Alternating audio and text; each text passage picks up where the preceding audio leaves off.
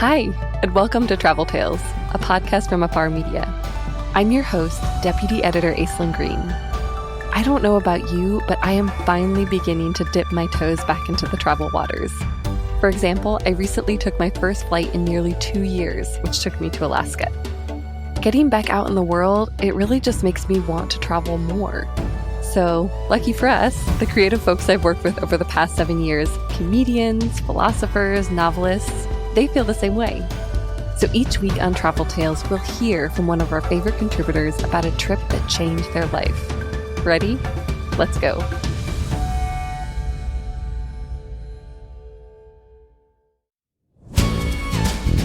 In this episode, we're going to hear a different kind of travel tale. Rēnata West, a storyteller by profession, was born to a Māori family in a village near Rotorua, a city on New Zealand's North Island that's often described as the cultural capital of the country. And in his village, which we'll learn about shortly, his family has been telling stories for more than 200 years as the original pioneers of tourism in New Zealand. And today, Rēnata will tell us the story of how his community learned to embrace tourism that both protects his people and helps preserve their rich culture, a model he now seeks to spread to other Indigenous communities. Here's his tale.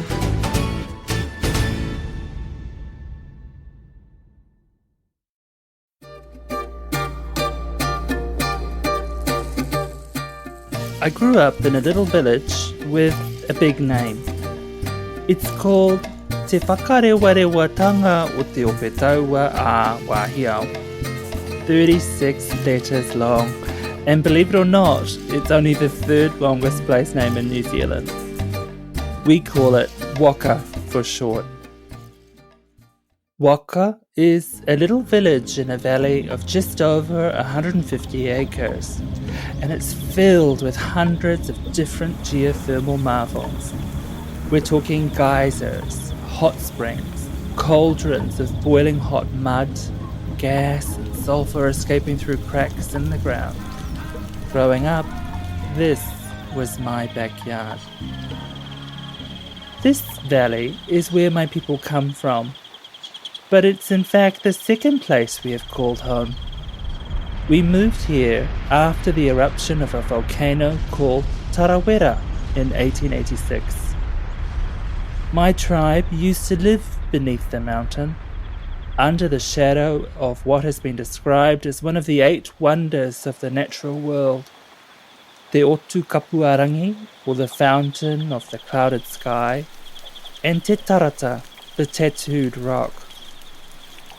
Today, most commonly referred to as the pink and white terraces, naturally formed pools in a stepped formation sloping down the side of a hill, fed from a gushing geyser at the top. In the 1800s, the terraces drew visitors from far and wide. Curious artists and budding photographers. Camera technology was just becoming popularized. The early paintings and photographs of the terraces would become some of the first postcards for these beautiful islands all the way at the bottom of the world. Even the royal family heard about these wonders. In 1870, Prince Alfred journeyed to see them for himself. He helped spur a flourishing tourism trade for those interested in taking to the healing waters. Tourism boomed. It was a skill that came naturally to our people, who loved telling stories. My tribe became one of the richest communities in the country. We became so wealthy that when a new traditional meeting house was completed, gold coins were placed in the eyes of the carvings instead of the traditional abalone shell. But it changed in an instant. After the volcano erupted in 1886, the terraces were lost, and so was the village. It was seen as a warning to our tribe to not be greedy and to not forget the lessons of old, that above all else, maintaining our traditions is the most important thing. My people were fortunate to move down into the valley of Waka to live with our relatives. That became our new home, And although this valley is also filled with spouting geysers and springs, we never forgot those lost terraces. Today, we work to never forget the lessons learned under the shadow of the mountain and to never again put money before people. Today, it is the only geothermal area in the world where people live, and it's a part of our life. It's how we live. We cook crayfish from nearby rivers in the hot springs. We bathe ourselves in different hot pools. It's an intrinsic part of who we are as people. It's unique, so naturally, people have been interested to learn about our way of life and to learn about our very distinctive place. And so, tourists and visitors flock to our little village right from the very beginning, just like they had to the mountain. A little known fact is that the New Zealand Tourism Board was established in my hometown in 1901, and it was the first ever tourism board in the world. In 1919, my grandmother Maramena Wiari was one of the first tourist guides to be registered with the New Zealand government to take visitors around and to teach them our stories, to teach them our way of life. She would of course take them to see the pools, the deepest blue you could ever imagine. She would also show them how we weave our cloaks, mats and cooking baskets with flax. She would point out the boiling cauldrons of hot mud. She would guide visitors along the village paths and show them the small marae or meeting houses. She would share some of the great feats of our tribe, including how our little valley got its long name. She would also explain why our homes have slanted roofs and red, intricately carved trim. Visitors would watch children performing the haka, our traditional dance for a penny, and if the wind picked up at just the right time, they may have even been splashed by a geyser. My grandmother was used to the smell of sulphur of her thermal home. Sometimes the visitors were not so accustomed though. And so, my grandmother, along with the women of her generation, became the pioneers of tourism in New Zealand. It's a true family legacy, and we take pride in it above all else. For example, one of my grandaunts, Guide Maggie Papakura, was the first Māori woman admitted to Oxford in 1924. But to us, she'll always be known simply as Guide Maggie. Another grandaunt, Rangi, became extraordinarily well known when she took Eleanor Roosevelt on tour and made world headlines when she gave the First Lady a traditional hongi greeting where you press noses together, a move considered audacious by most of the world's press. Guide Rangi would become so famous that letters received from overseas addressed simply to Rangi of New Zealand made it to her mailbox.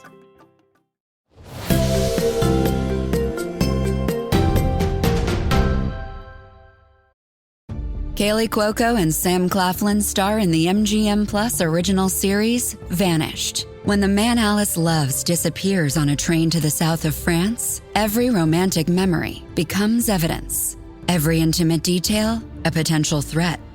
She thought she knew everything about him, but she may not even know his real name.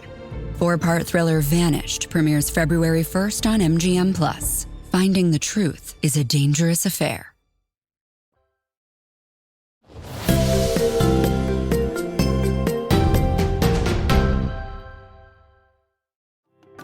Over the years, tourism became a major employer for our local families and enabled young generations to grow and learn an international industry. It wasn't as much about making money anymore. There was an equal emphasis on sharing culture and reinvesting proceeds into the preservation of traditional art forms like wood carving and flax weaving. For many reasons, in the first half of the 20th century, traditional knowledge was at risk of dying out. Tourism income helped us retain some of our most important traditions. Tourism became a viable career and a sought-after one at that. There was a constant stream of well-known and gorgeous visitors, with everyone from movie stars to heads of state coming to see what all the fuss was about. The guide uniforms became so fancy that they almost looked like airline crew. And you were proud to wear your uniform about town, and everyone knew where you worked as soon as you walked into the room. Business aside, when you strip everything right back, tourism is truly about people. You can find spectacular scenery almost anywhere, but you won't find spectacular people everywhere. That's why our grandmothers, those early pioneers, recognized that the sharing of culture was what was truly important. A bold move when the easy option would be to simply focus on these strange geological phenomena spouting hot water into the air. We share our stories every day with the world. We share our tales of forbidden lovers who changed the face of our tribe. We share tales of great adventures of our ancestors who outwitted their opponents with their great wit and resourcefulness. We share the stories of ourselves, breaking down barriers and misconceptions, one guided tour at a time. That's not to say that we share everything, though. Some things are sacred and held close. Some things are not shared for practical reasons. For example, during the day, we take people around and demonstrate how we use the hot springs to create our hot baths. But no villager takes a bath in the middle of the day when visitors are around. When the village closes and visitors leave for the day, that's the time we enjoy the healing waters, all for ourselves. Life is for sharing, but not sharing everything completely. Cultural tourism has spread to other parts of town. When we talk about experiencing culture, most people think about watching a cultural performance or something similar. But it goes back to that idea of tourism being all about people. I like the example of a Māori-owned whitewater rafting company that sets themselves apart from the competition by offering something no one else can: culture. They start the rafting trip with a traditional prayer for protection, and when you're on the river, they stop to point out sites of significance and tell the stories of the local tribes. So you're getting a cultural experience, but with a side of adventure as well. That is not to say that we have everything figured out, though. By making ourselves accommodating and welcoming to the world, we adjusted our expectations of our language as well. A few generations ago, we focused on learning English to the detriment of the Māori language in our community. Today, we have many of us who don't speak Māori as a first language, but it's something we're working on. Before I moved to Los Angeles 6 years ago, I was the 5th generation of my family to take visitors around our valley. My mother guided with me in her stomach, and up until we had to pause tourism in 2020, she was still sharing the stories that her grandmothers shared with her. Pandemic hit, I realised that it was Indigenous communities that were being hit hardest. This wasn't isolated to just New Zealand, but also throughout the wider South Pacific. In 2020, I founded a cultural training and education agency called Pacific Storytelling to help apply the lessons learned of my own community. We focus on asking local people their thoughts about sustainability and connect cultural experts with the travel community. I believe that when things eventually return to normal, we will emerge wanting to know a little more about what makes us all unique. I am encouraged every day by the thought of my grandmothers, the original pioneers of tourism in New Zealand.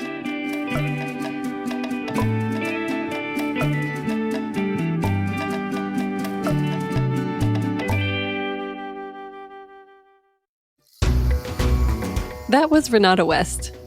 These days, Rēnata is based out of LA, where he's working to promote sustainable and culturally sensitive tourism to places like Hawaii. His village hasn't been immune from the challenges of the past year and a half, he says, but a strong sense of community prevails. And if he ever feels homesick, well, he runs a bath as hot as possible. There's just something therapeutic about hot water, he says. When you come from a place with hot water coming out of the ground, it definitely sticks with you. You can learn more about Rēnata's organization, Pacific Storytelling, and sign up for his newsletter at pacificstorytelling.com, or follow them on social media at Pacific Storytelling.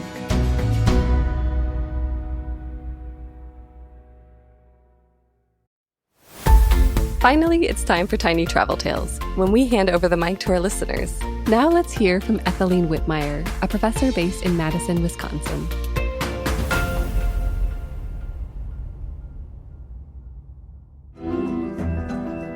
In 2013, I spent July and August on vacation in Copenhagen, Denmark. A perk of being a college professor is having time off to travel during the summer and to finish the manuscript for my book. I first visited Copenhagen on a whim for 2 months in 2010 and fell in love with the city. I've returned a total of 15 times since then, including a year as a Fulbright scholar. The rental agency I use told me there's a very famous cemetery near my apartment where the Little Mermaid author Hans Christian Andersen is buried. Local Danes like to bike there, picnic, and jog. I didn't do any of that in the cemetery, but I did use it as a shortcut to the cafes. One day, on the way back to my apartment, I noticed a prominent headstone with the very non-Danish name of Ben Webster. I wondered, who was he and what was he doing in this Danish cemetery? I immediately went to my rental apartment and looked him up. Well, I was shocked to discover he was a very famous Black American jazz musician, and that there were many Black American jazz musicians who had lived in Denmark and were buried there. I learned that in the late 1950s, struggling to find work in the United States, many Black American jazz musicians saw that they could make a good living in Copenhagen and easily travel to other European cities to perform. They also liked living in Copenhagen as Black Americans. I read a quote from the tenor saxophonist Dexter Gordon, who said about Copenhagen, "Since I've been over here, I felt that I could breathe, and just be more or less a human being, white or black, green or yellow, whatever." And another quote from saxophonist Sahib Shahab, who in referring to the United States said, "I don't have time for this racial bit. It depletes my energies." The musicians continued arriving in Copenhagen in the 1960s, 1970s, and early 1980s, forming bands with each other and with Danish musicians. I spent the rest of the summer and the next few years searching databases and discovering fascinating stories about other Black Americans who lived, visited, studied, and performed in Denmark, including Booker T. Washington, the Black Panthers, Billie Holiday, and baseball player Curt Flood, to name just a few. I had discovered my next project while walking through that cemetery that day. I am now writing a book about Black Americans in 20th century Denmark, and so far I've called it Searching for Utopia. I'm back home now, but every couple of months I pull up a Ben Webster playlist and I'm transported back to that summer in Copenhagen.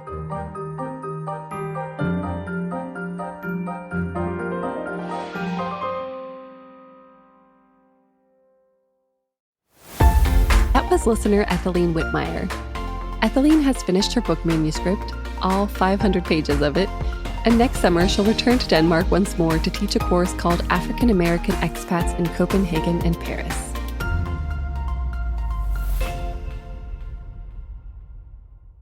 Ready for more travel stories? Visit us online at afar.com/traveltales, and be sure to follow us on Instagram and Twitter. We're at Afar Media. If you enjoyed today's adventure, we hope you'll come back next week for more great stories. Subscribing makes this easy.